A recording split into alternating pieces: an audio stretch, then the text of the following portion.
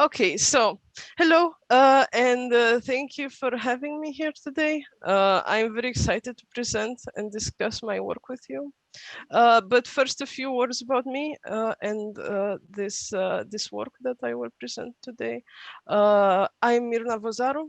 I am currently pursuing a PhD at the IT University of Copenhagen as part of the European Research Council funded project Making Sense of Games.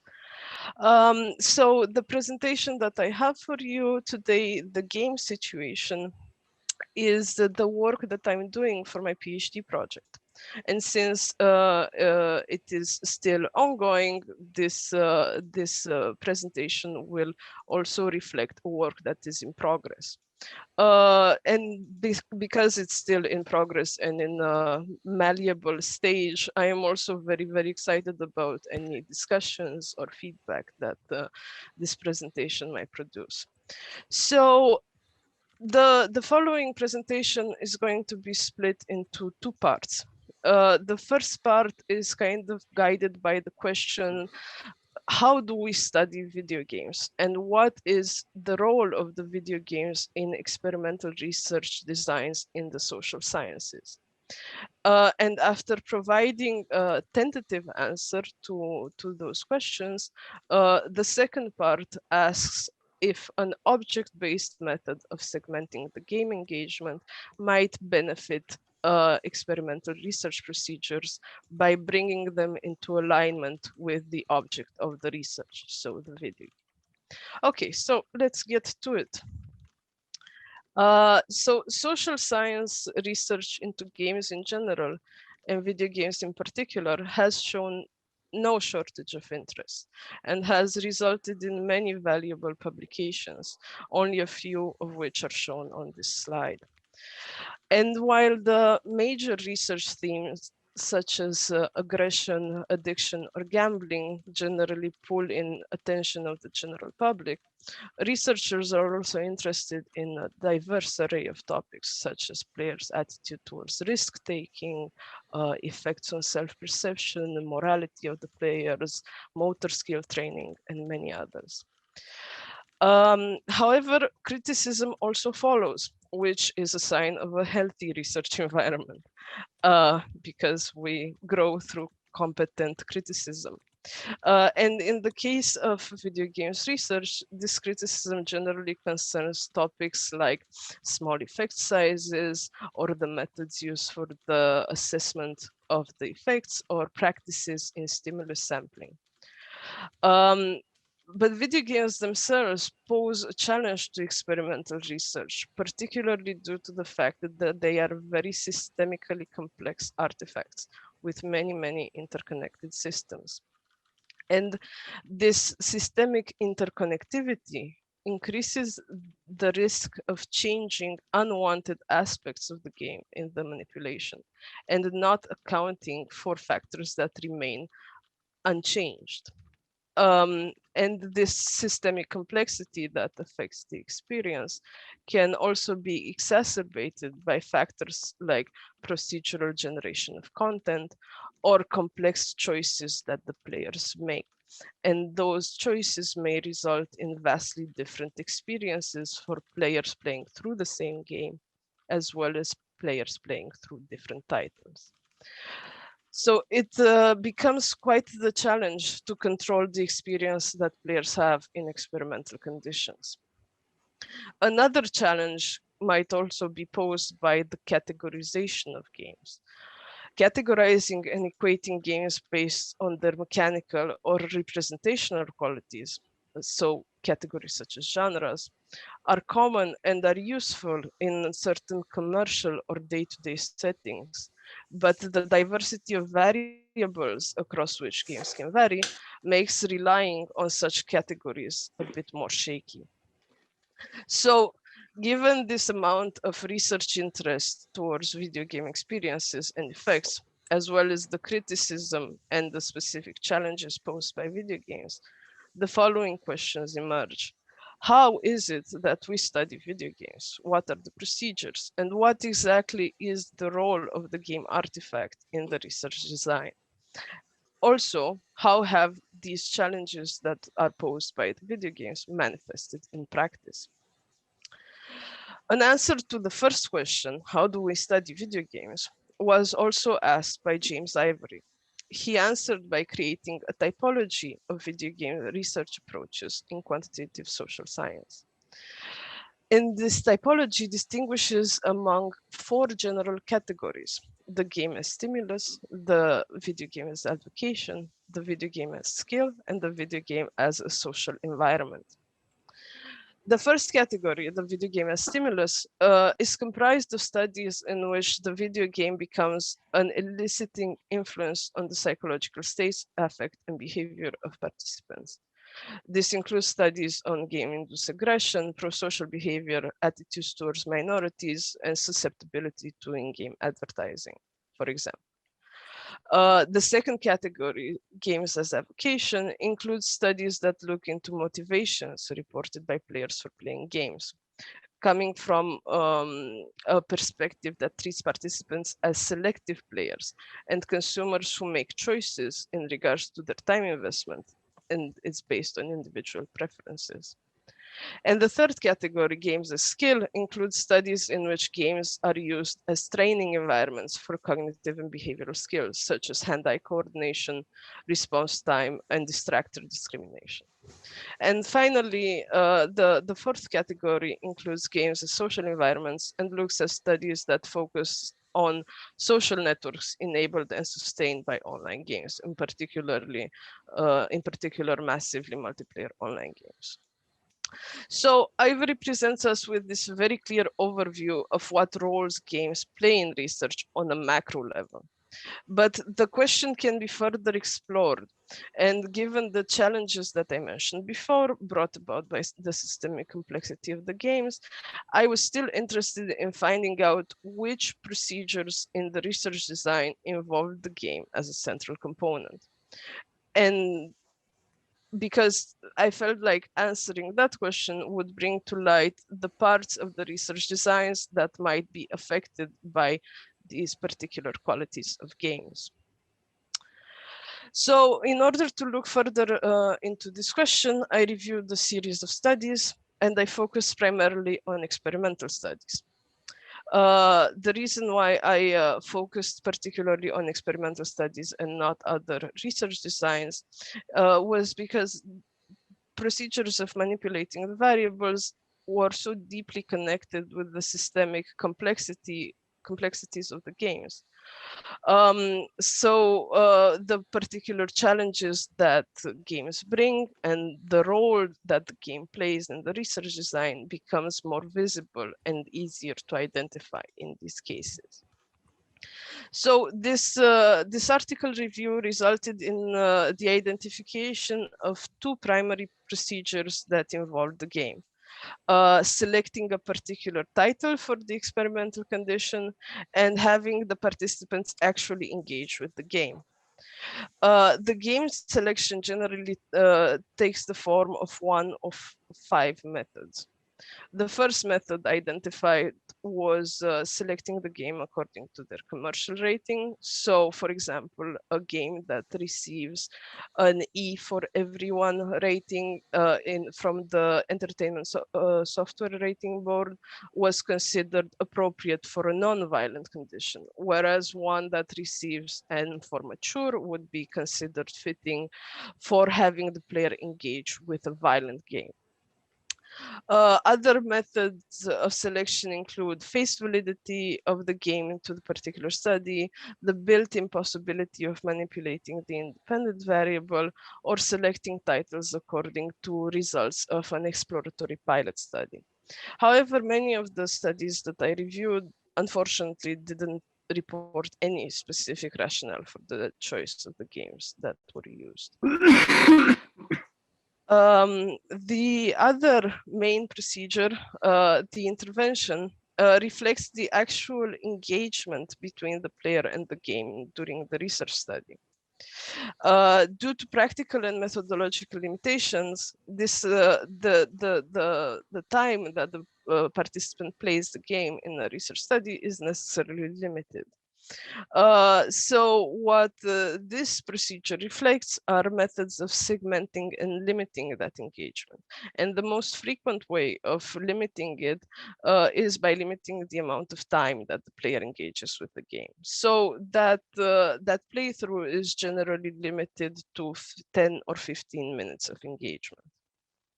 And the other means of limiting the engagement is through built-in game segments. So having the players play for a predetermined number of levels or rounds.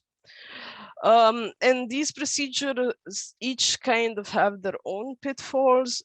For example, if you choose a game based on the possibility of manipulating difficulty, the researcher does not necessarily know exactly how difficulty is instantiated in the game. So while difficulty is being manipulated, it still remains black boxed. So in the interest of time here, we will not discuss what particular pitfalls each procedure has, but their overarching issue, and that is the fact that they are mismatched. And what I mean by that is that while the game selection procedure relies on qualities of the game object, so the presence or absence of a particular variable, they generally, this generally does not concern the played experience of the game. And in particular, that the criteria by which they are selected is not tailored to the particular segments of the game that is played by the participants during the intervention. Criterion such as the game rating, for example, describes representational qualities of the game, but because the rating was given to the game as a whole, there is no built-in verifications of how these qualities present themselves in the segment that is played. So yes, there is a particular mismatch between these two identified procedures.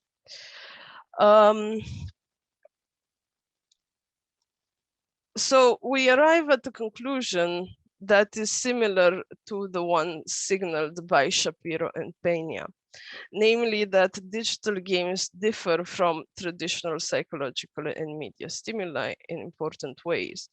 The most important difference being that digital play involves active dynamic interaction, including motor activity and the motivated performance situation. This prompted me to look into how stimuli and situations have been previously defined and how those definitions match the procedures in which video games appear in the research study. So in the case of stimuli, Pervin describes them as a specific object of the organism's attention and response pattern. The focus on an object and its characteristics then matches the procedures of selecting the games based on their particular characteristics. But it also provides them with a perspective of homogeneity and of them being unitary. And this object that is selected presents that quality, but it does not, this statement does not necessarily harmonize with the dynamic act of playing the game and the heterogeneity of that experience. When defining situations, on the other hand, Pervin describes them as the organism's engagement with an array of objects and actions which cover a time span. This definition appears to be more in line with the act of playing the game. The player encounters a variety of objects shaping their experience.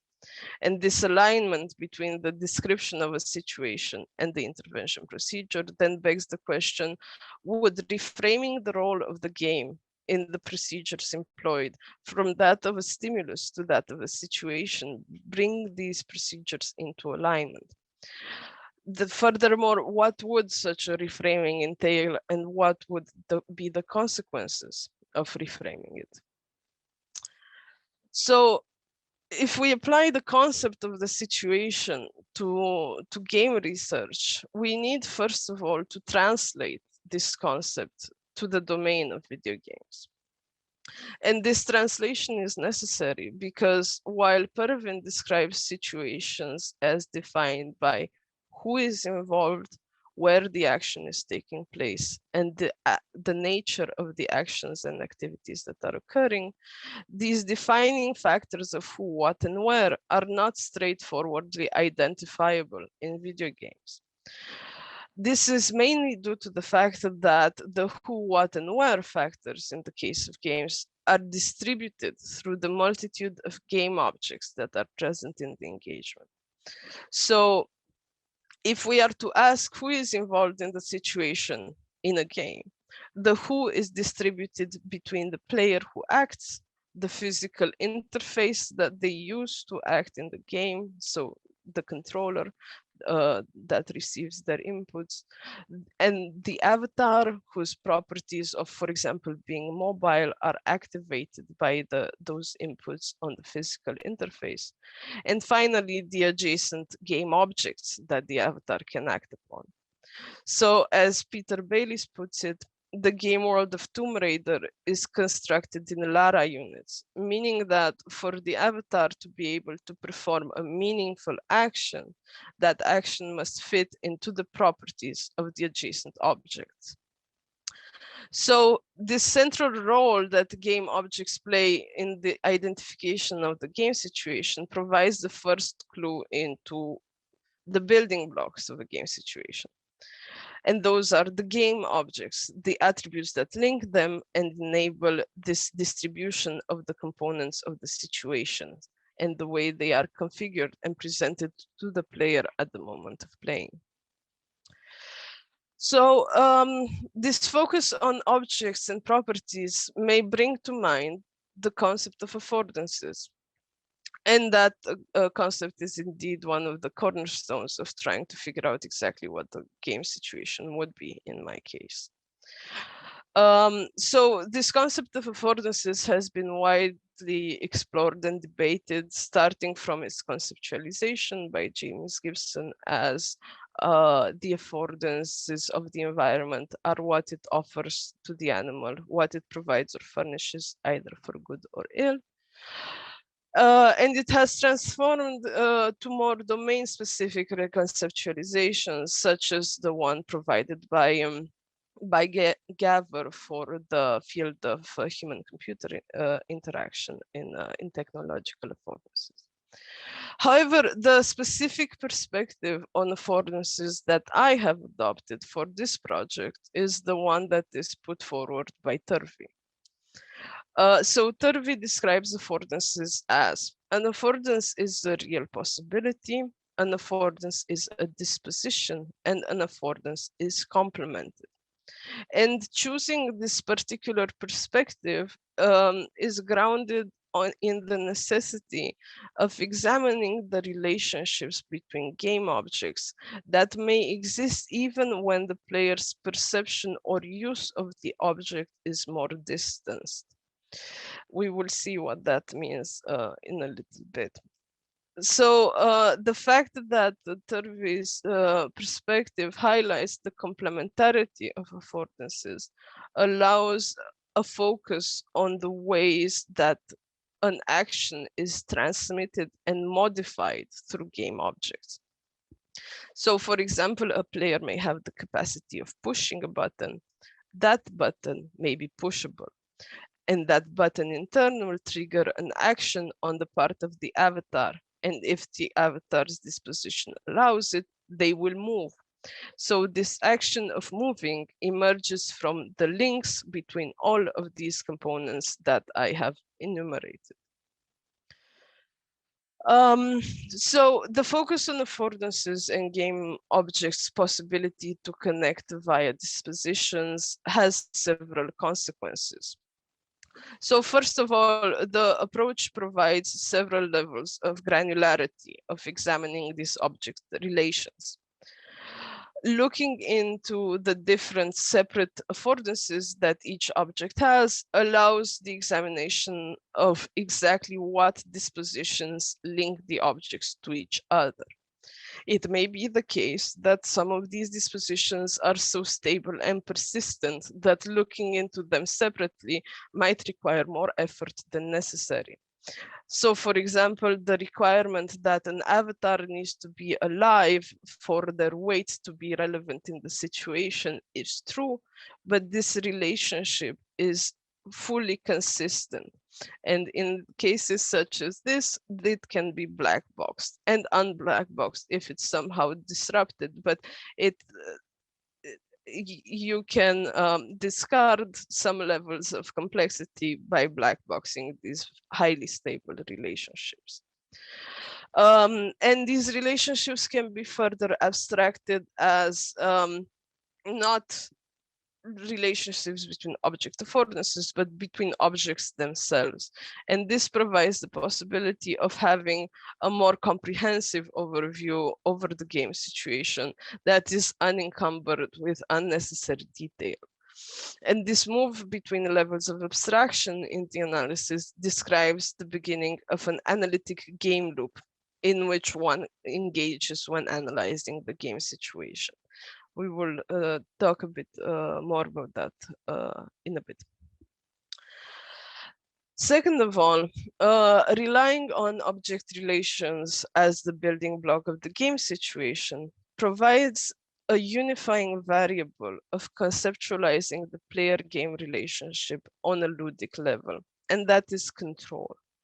So as previously mentioned, objects in the game, starting with the physical interface and the physical means that the player can act in the game, are linked by their properties. And these links allow us to trace how distant the player is from the objects that they can affect or from objects that may affect them. And thus we can have an overall view of the control that the player has over their circumstances in that particular situation. So in this example, in the picture, we have the game Inside, made by the Danish company Playdead. And in this specific instance, the player can act through the locus of manipulation or the avatar. I use locus of manipulation in this project so that I am able to include also non-avatarial games in the analysis, like Tetris, but we can, in this particular example, we can refer to it as an avatar. So the avatar has the possibility, is being acted on through the input, and then has the possibility of acting on and moving a door.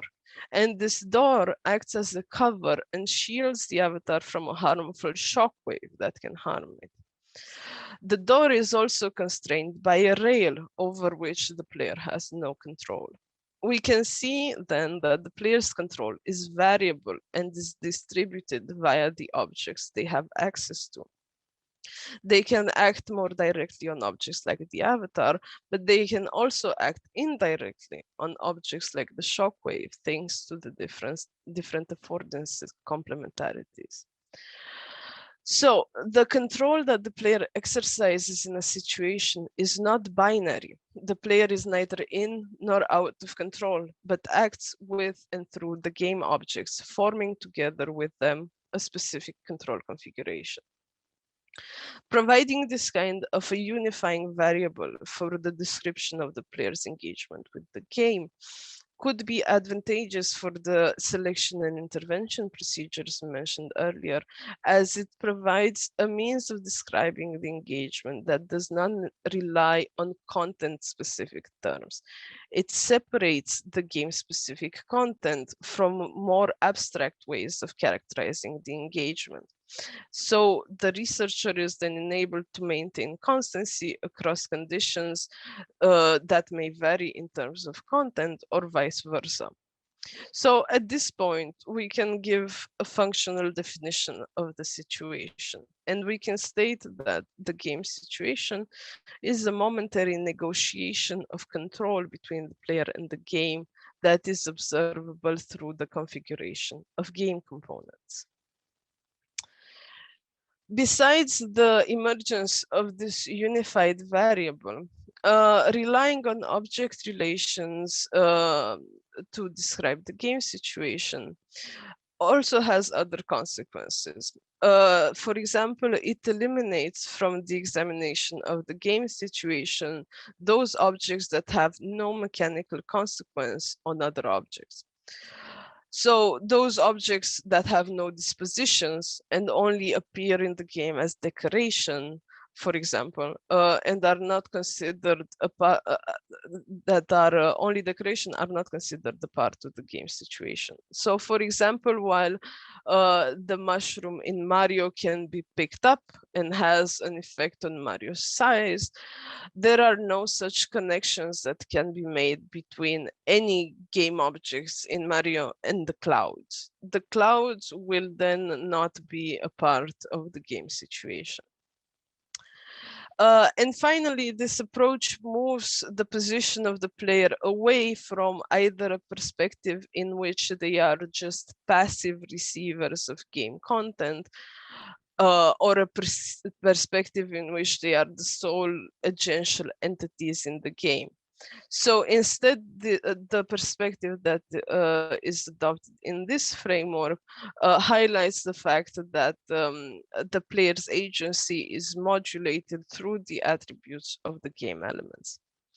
A change in the objects that are present and obviously implied in the affordances that are present in the situation, even if that change is a reduction in the number of affordances, it is not, that does not equate a diminished agency, just a reconfiguration of it. So in the current framework, agency is not viewed as a quantifiable resource, but more a means of distinguishing the characteristics of a situation. While player agency may not diminish, the reconfiguration of objects relations may change the modes through which it is exercised.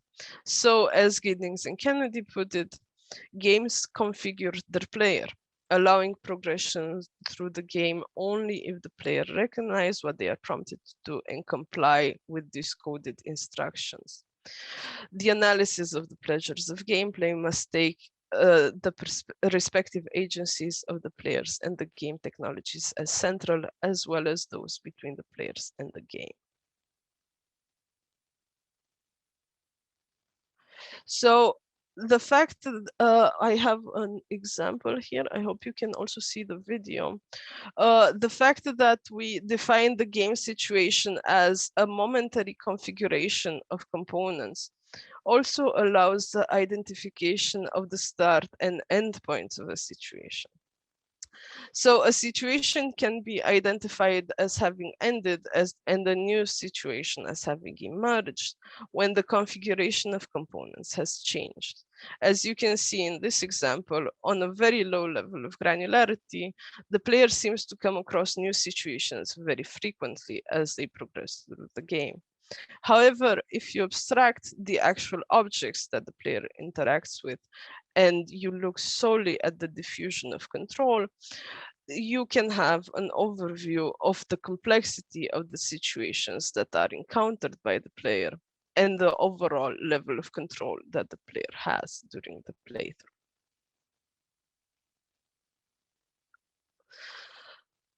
Okay, so in the previous slide, I mentioned that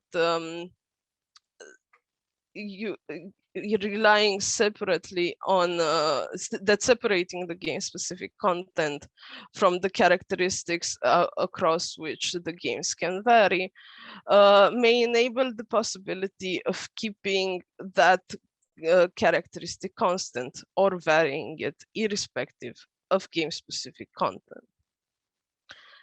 So to exemplify such a comparison, we can look at 4 different titles. On one hand, we have Stardew Valley, which is a farming simulator where players build a farm and gather the resources to sustain it. On the other hand, we have Inside, a puzzle platformer, which we just saw in the video, where players advance in a 2D environment and solve short puzzles on their way. We also have Nier Automata, which is a 3D story-based action game. And finally, we can look at Spec Ops: The Line, a military first-person shooter. And the application of this game situation framework requires us that we look at very limited segments of the game. So the first section that we can look at occurs in Spec Ops: The Line, the aforementioned first-person shooter. So in one of the best known and most harrowing scenes of the game, the player's actions result in dropping white phosphorus on a group of civilians. And the action of dropping this white phosphorus occurs in the absence of knowing the civilian status of the population, this fact being later revealed, and so are the consequences of the player's action. But the action of dropping the white phosphorus occurs in a context in which the player's progression through the game is contingent on their interaction with a specific object, the white phosphorus cannon, and also contingent on the elimination of the appointed targets. So the progression of the player through the game is thus funneled through the player's access to one particular object, the cannon. This object in turn blocks access to the object that they require for progression, the NPCs.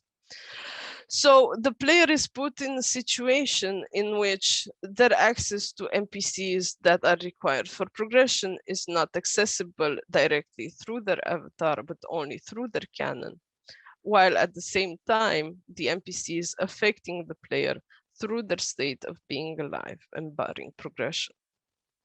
So we can now expand by looking at apparent similarity, and we can look at other cases in which the player is denied progression.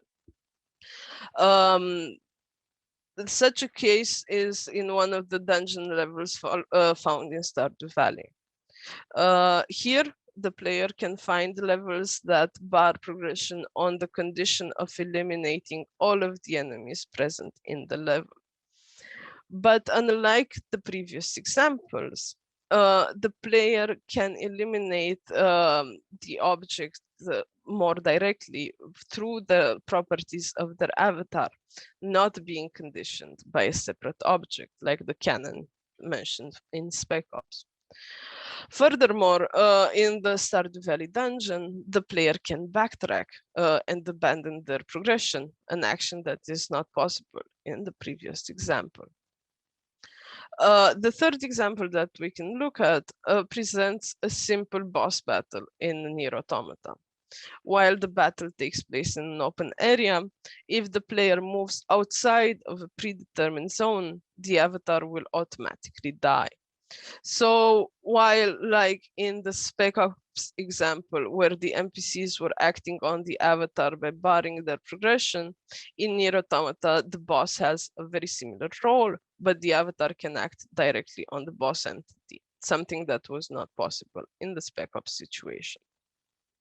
And finally, in the situation encountered in Inside and discussed in the previous slide, where the player has to guard against a harmful shockwave in order to progress, the player has direct access to the cover that protects them against the harmful shockwave.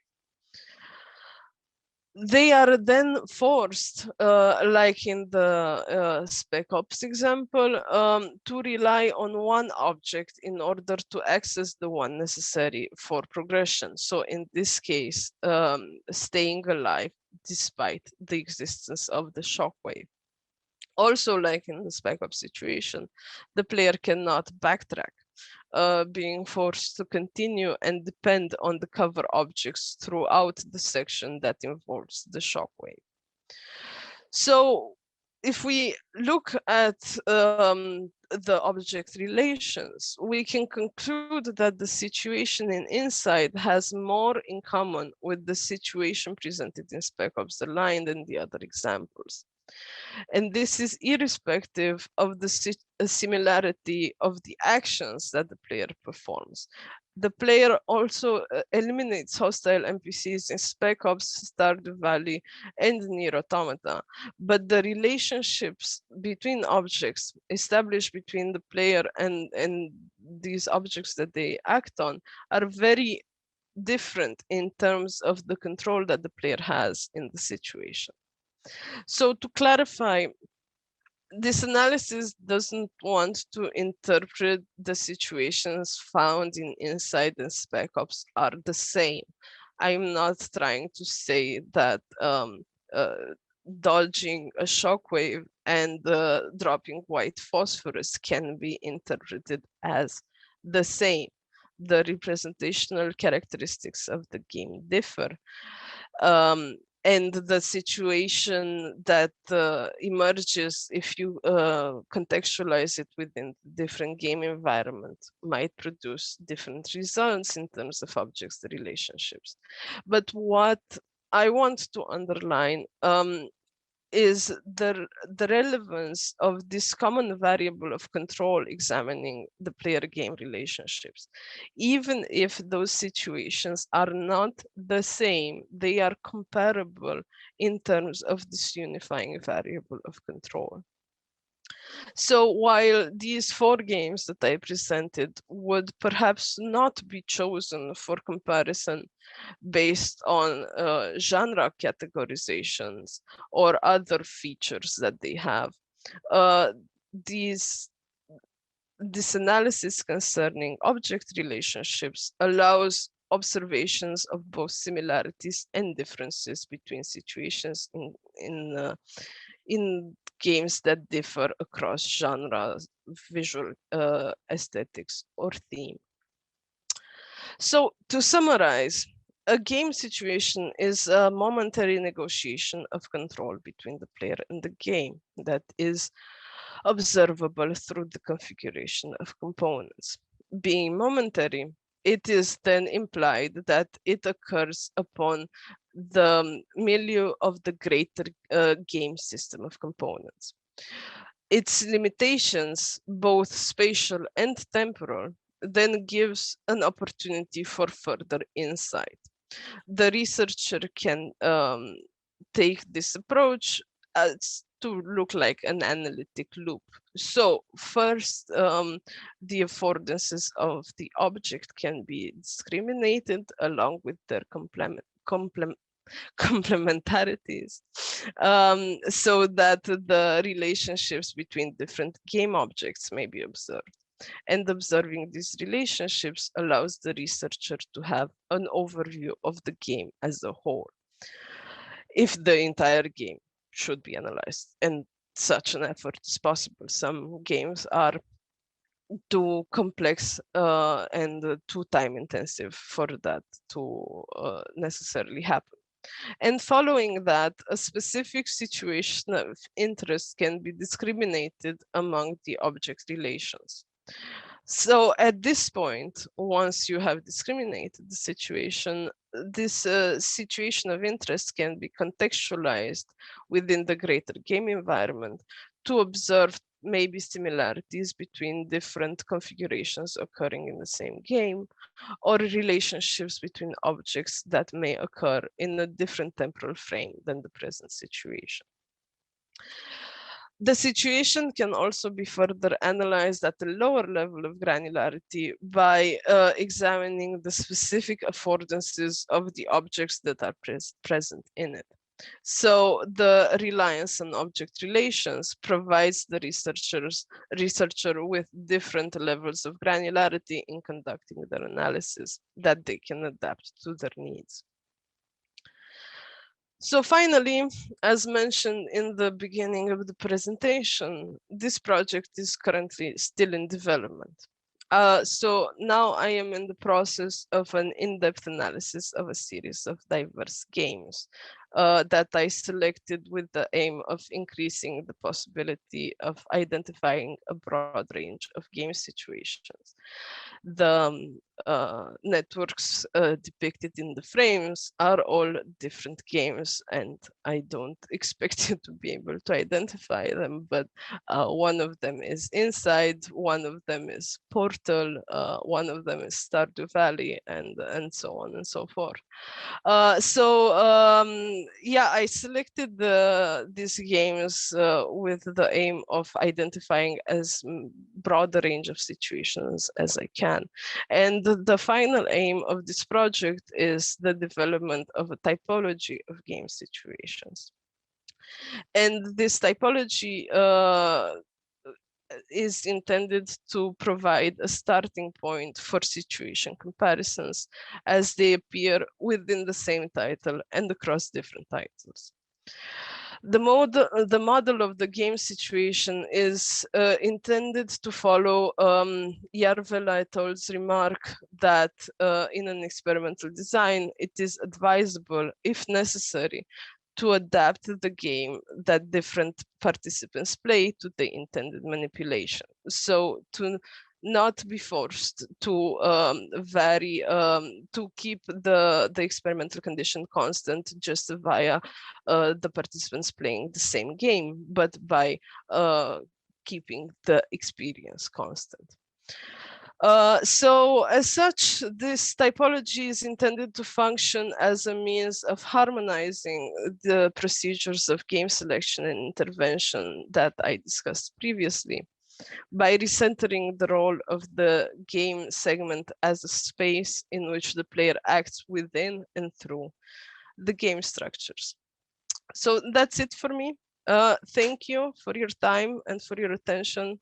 And I hope that I'm going to soon be able to present to you the finalized situation typology as well. Thank you very much.